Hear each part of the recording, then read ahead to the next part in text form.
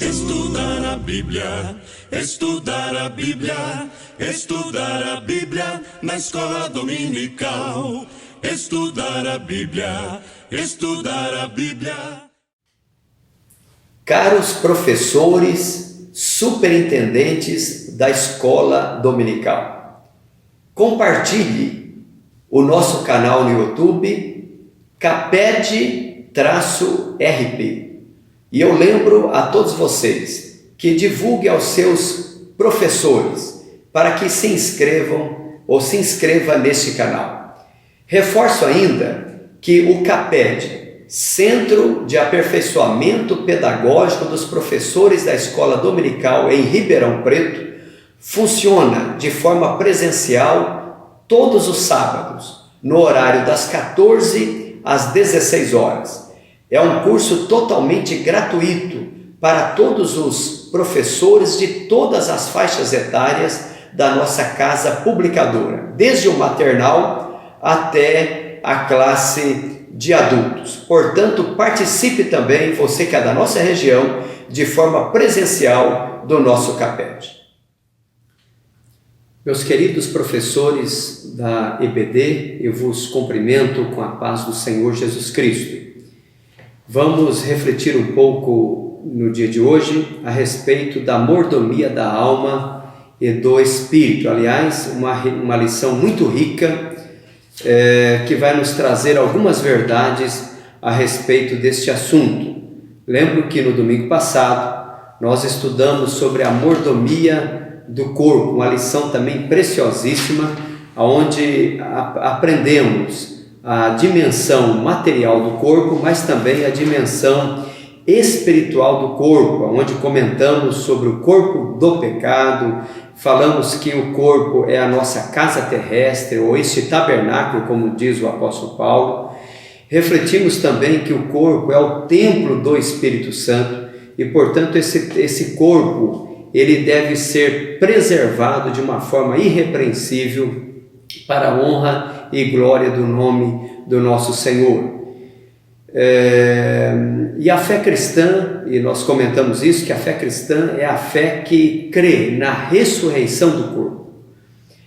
Sabemos da realidade da morte física, porém nós cremos e acreditamos na ressurreição do corpo. Cremos que os mares e a terra darão os seus mortos. Daí o porquê a necessidade de nós termos o nosso corpo em santificação ao Senhor Jesus Cristo. E hoje nós vamos estudar a respeito da mordomia da alma e do espírito. Nós sabemos que lá no princípio da era cristã, os gnósticos, eles acreditavam que o corpo era a parte negativa do ser humano e, portanto, não servia para nada. Se acreditava na época em que Deus queria apenas o espírito e que, portanto, o corpo ele poderia viver de qualquer maneira. No entanto, o apóstolo Paulo, ele nos informa na sua primeira carta aos Coríntios, no capítulo de número 15, e o versículo de número 50 e o 53, ele diz assim: E agora digo isto, irmãos, que carne e sangue não podem herdar o reino de Deus, nem a corrupção herda a incorrupção. Porque convém que isto que é corruptível se revista da incorruptibilidade, e que isto que é mortal se revista da imortalidade. Então veja que a Bíblia vai deixar bem claro a questão da ressurreição do corpo. Aliás, o capítulo 15 desta primeira carta aos Coríntios é um capítulo todo dedicado à ressurreição do corpo. E falando sobre a mordomia da alma e do espírito, é importante a gente ver como que Deus é tão maravilhoso que, ao criar o homem, Deus dá a este homem a capacidade de relacionar-se com o outro. Mas também Deus dá a este homem a capacidade de relacionar-se com Ele. A alma tem este papel. A alma, ela, através do corpo, ela se relaciona com outros seres humanos, mas a alma, através do Espírito, se relaciona com o Senhor. O nosso texto áureo, baseada na primeira carta aos Tessalonicenses 5 e o versículo 23, diz assim: E o mesmo Deus de paz vos santifique em tudo, e todo o vosso espírito, e alma, e corpo sejam plenamente conservados, irrepreensíveis para a vinda de nosso Senhor Jesus Cristo. Veja que o apóstolo Paulo aqui, ele já vai nos informar, e não importa a tradução, sempre nós vamos encontrar primeiramente o Espírito. Todo o vosso espírito e alma e corpo. Começa do interior para o exterior. Mostrando assim e deixando claro também que o homem é composto de espírito, de alma e de corpo. O materialista, por exemplo, ele nega a existência de Deus. E nega a existência de Deus, pois para ele a única realidade é o corpo, ou seja, a matéria. Mas a Bíblia nos diz que Deus cobrará conta. Diz a Bíblia que tudo que o homem plantar, isso também ele ceifará. Eu gostaria, antes de nós iniciarmos e entrarmos para a parte conceitual do que vem a ser a alma e o espírito, nós entendemos primeiramente que nós temos na nossa língua portuguesa, nós chamamos isso de polissemia, ou palavras polissêmicas, que são palavras que uma palavra significa mais de uma coisa. Se eu falo manga, eu posso ter a manga da camisa, como eu posso ter a fruta por nome de manga.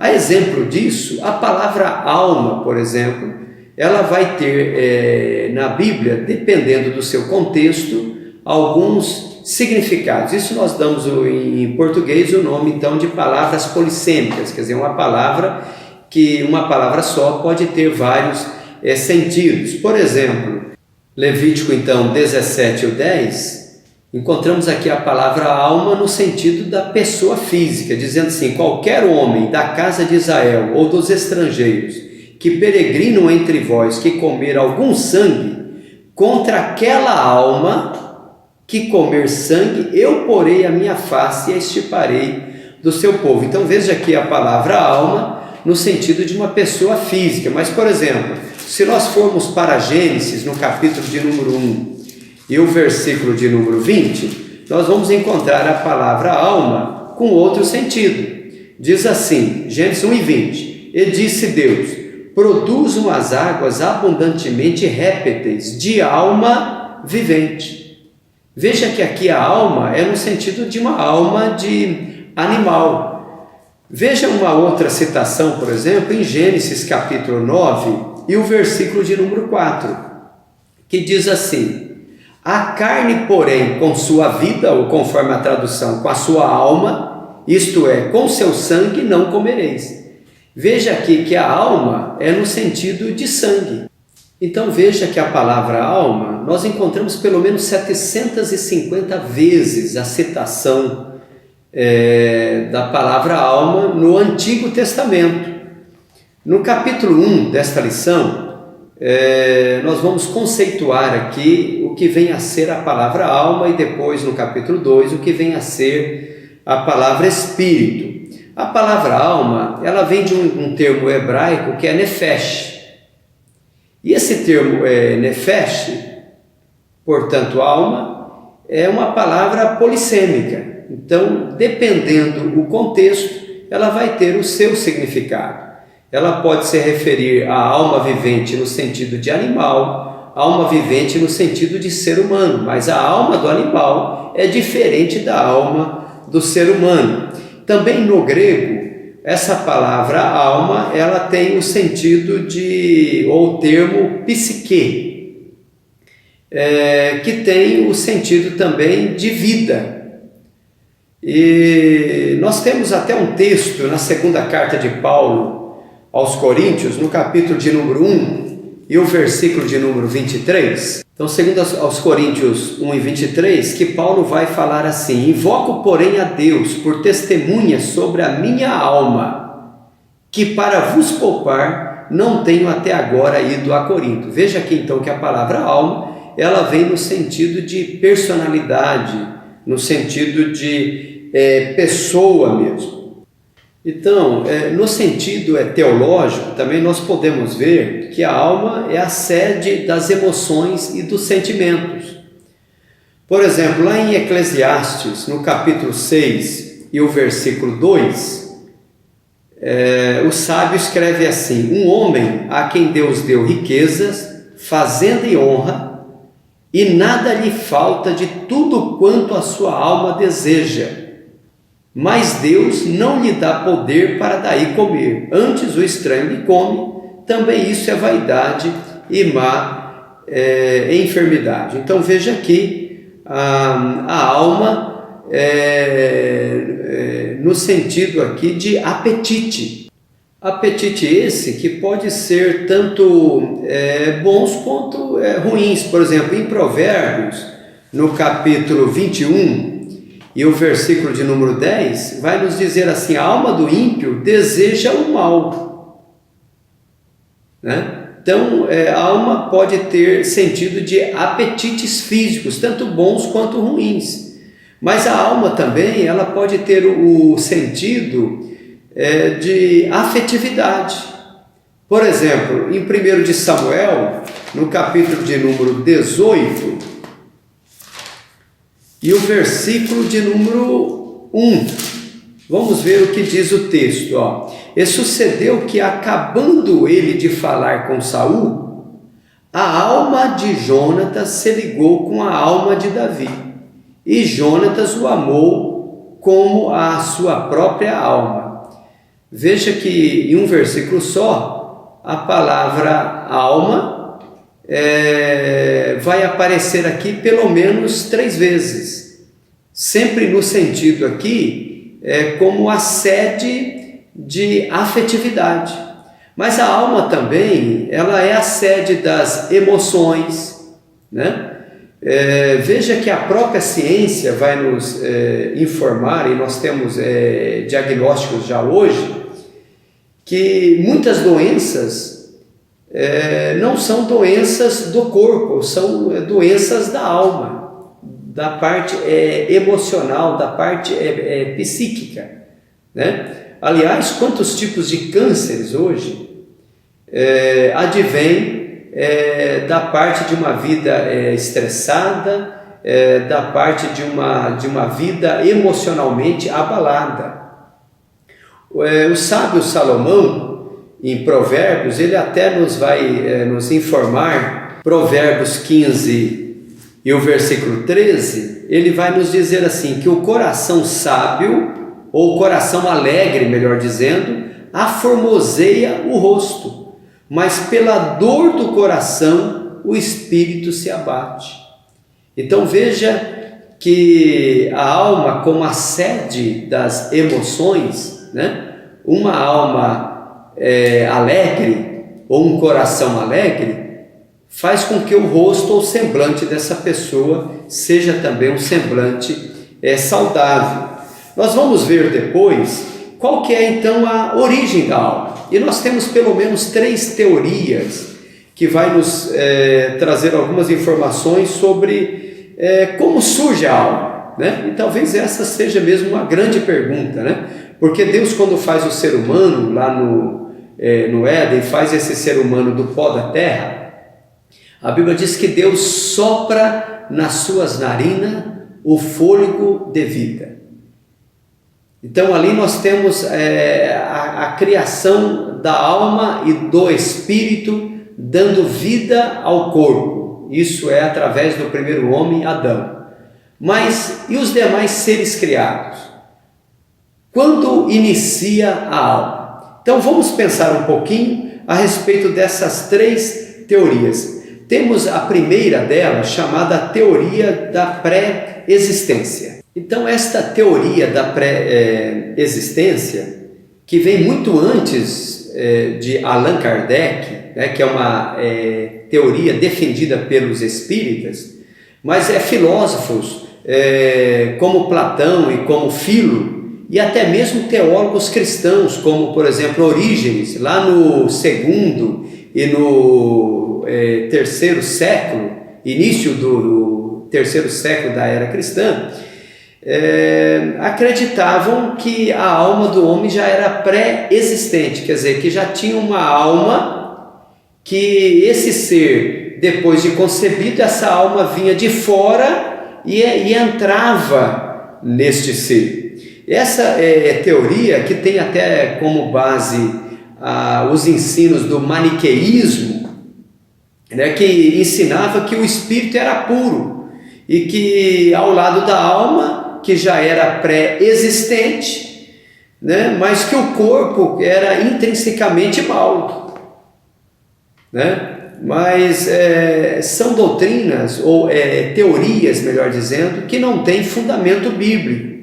A Bíblia vai nos informar totalmente diferente disso, que o homem foi feito alma vivente, que veja que somente após o sopro de Deus, no momento lá inicial da criação do primeiro ser humano, é que o homem passa a ser alma vivente. Portanto, não há alma que fica vagueando, esperando um certo momento para entrar na vida ou no corpo de um ser humano.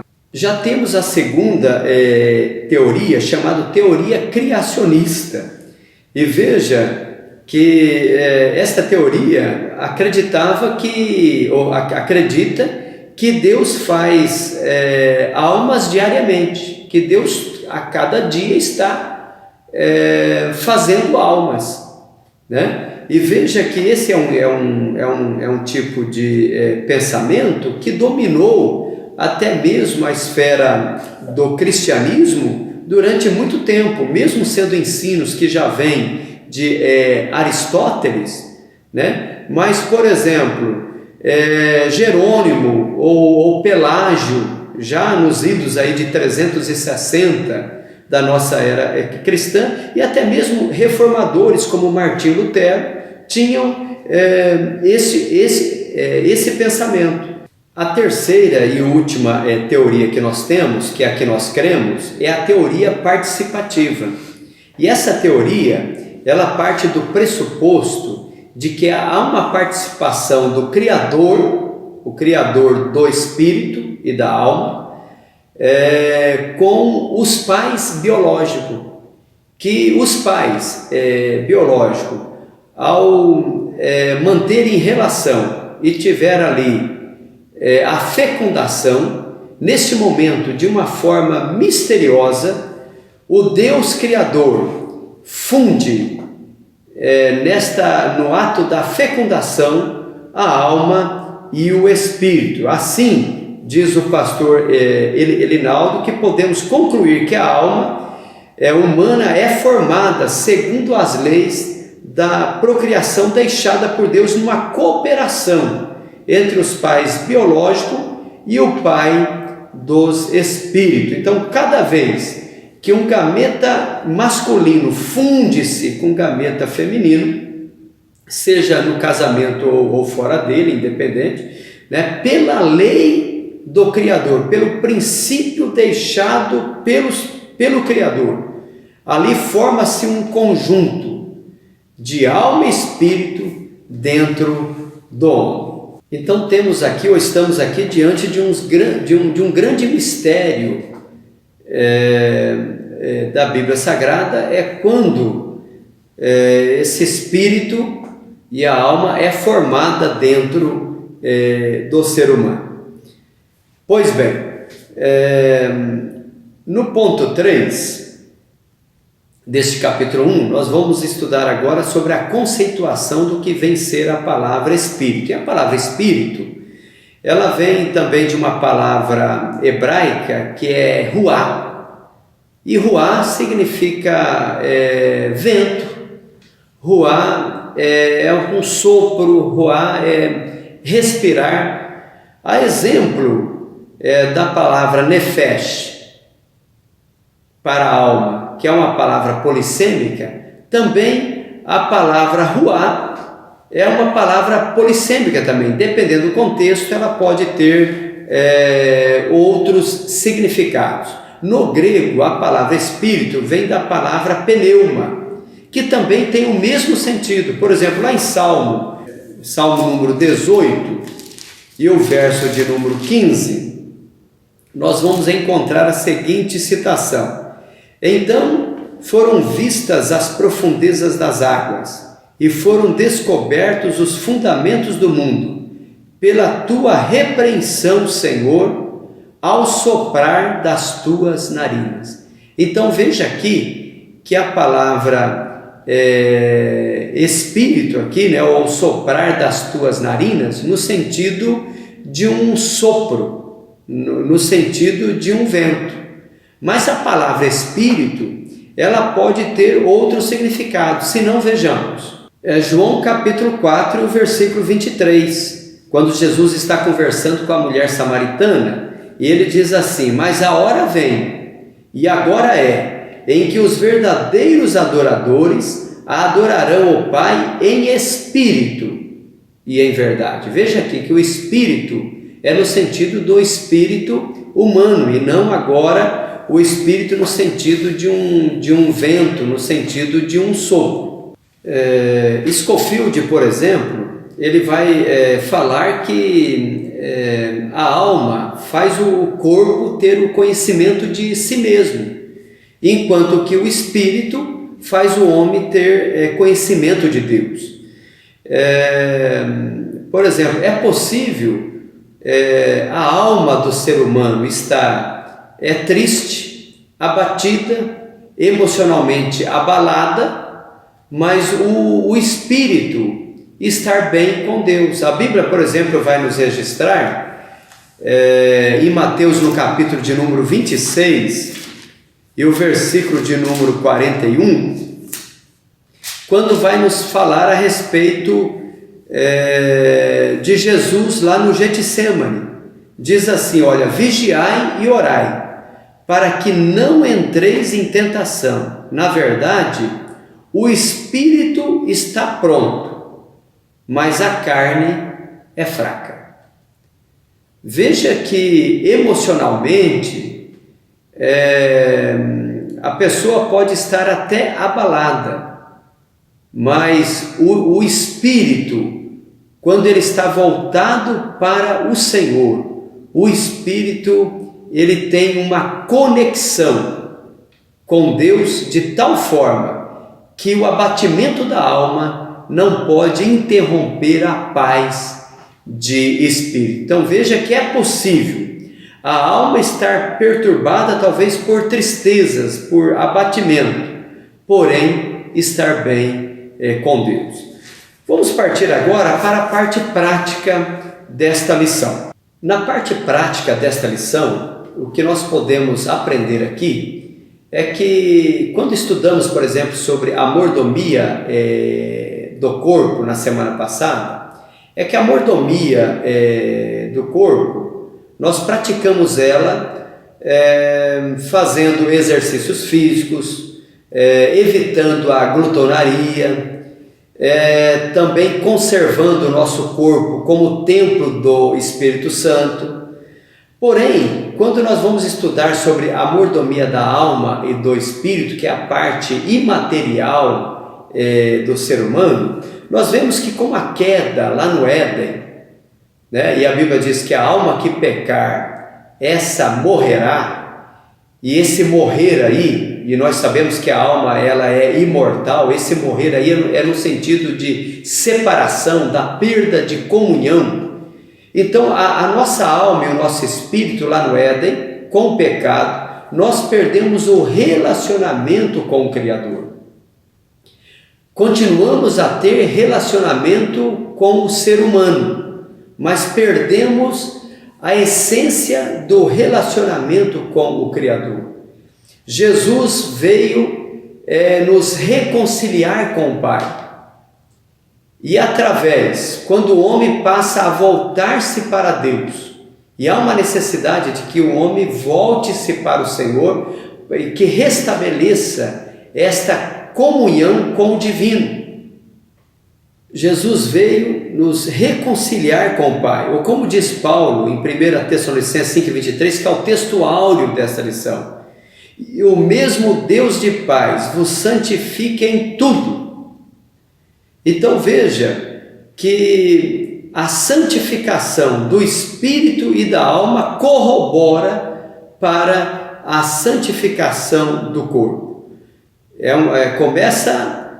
A santificação começa de dentro para fora. O nosso exterior, ele vai reproduzir o que o interior está cheio. Então a obra do Espírito Santo, ela é de dentro para fora. E o texto quando nos diz e todo o vosso espírito e alma e corpo sejam plenamente conservados, o conservados aqui no sentido de guardados e de protegidos. Então nós temos como membros do corpo de Cristo, temos o nosso corpo como templo do Espírito Santo, e dentro desse corpo habita em nós a alma e o espírito. A alma, que deve ser plenamente também conservados para o Senhor, e o espírito, que é aquele que faz a conexão entre a alma e o Criador. Então devemos ter mais cuidado com a alma do que com o corpo. Jesus até nos conta uma parábola de um certo homem que construiu celeiros e tinha muitas coisas em abundância, e ele chega um certo momento que ele vai dizer: ó alma, você tens em abundância, então olha, come, bebe e folga. E Jesus arremata esta parábola dizendo assim: louco, esta noite pedirão a tua alma, e o que tens preparado para quem será? Então veja que Jesus vai deixar claro que mais importante do que o cuidado com o corpo, não que ele não seja importante, mas mais importante do que o cuidado com o corpo é o cuidado com a nossa alma. Ela é a sede das nossas emoções, enquanto que o espírito é a fonte das emoções. Então veja, tem até uma passagem da Bíblia também, em Lucas, lá no capítulo 12 e o versículo 23, quando Jesus vai nos falar sobre o cuidado com a vida. Ele vai dizer assim: olha, mais é a vida, e a vida aqui no sentido da alma, né? Mais é a vida do que o sustento, e o corpo mais do que as vestes. Então veja, meus amados, e é bom que a gente reforce isso na nossa aula, de que a mordomia que nós temos que exercitar com a alma e com o espírito, o cuidado que nós temos que ter com a sede das nossas emoções, com os nossos sentimentos, com a forma como nós nos relacionamos uns com os outros, mas também a forma como nós nos relacionamos com o Criador. Pois a nossa alma, ela tem sede de Deus, como diz mesmo o salmista lá no Salmo 42 e o verso 1: como o cervo brama pelas correntes das águas, assim suspira a minha alma por ti, ó Deus. A minha alma tem sede de Deus, do Deus vivo. Quando entrarei e me apresentarei ante a face de Deus? Então veja, da necessidade que nós temos de que não apenas o nosso corpo, mas que a nossa alma seja bem administrada, para que ela não se envolva apenas com as coisas temporais, porque a alma, como já comentamos, ela é a janela do nosso corpo. Ela que tem o acesso à parte exterior, mas que as questões exteriores não venham a roubar o que é de mais precioso, que é o nosso relacionamento com o Criador. A Bíblia, por exemplo, vai nos contar daquela passagem quando Jesus vai até a casa de Marta e de Maria, e veja que Marta estava preocupada com os afazeres do lar, preocupada até em como agradar a Jesus, mas cuidando das coisas materiais. Não que aquilo não fosse importante, era importante sim, mas mais importante do que cuidar das coisas materiais foi o que Maria fez. Maria preferiu estar aos pés de Jesus para aprender do seu mestre. Tanto é que Jesus a louva pela atitude que ela tem, mas Jesus chama a atenção de Marta, dizendo: olha, Marta, isso é importante sim, mas Maria escolheu o mais necessário, o mais importante. Maria escolheu estar aos meus pés. Então, meus amados, que nós possamos trazer uma reflexão para os nossos alunos neste domingo, de que a mordomia do corpo talvez seja o mais simples de ser feito, mas que há uma necessidade de que nós governemos, de que nós administremos bem a nossa alma, a fim de que possamos ter um relacionamento com o Criador de uma forma mais íntegra, de uma forma mais santa, de uma forma mais perfeita. Que todo o nosso espírito e que toda a nossa alma e, por conseguinte, o nosso corpo sejam plenamente conservados até a vinda do nosso Senhor Jesus Cristo. Que Deus nos abençoe. Amém.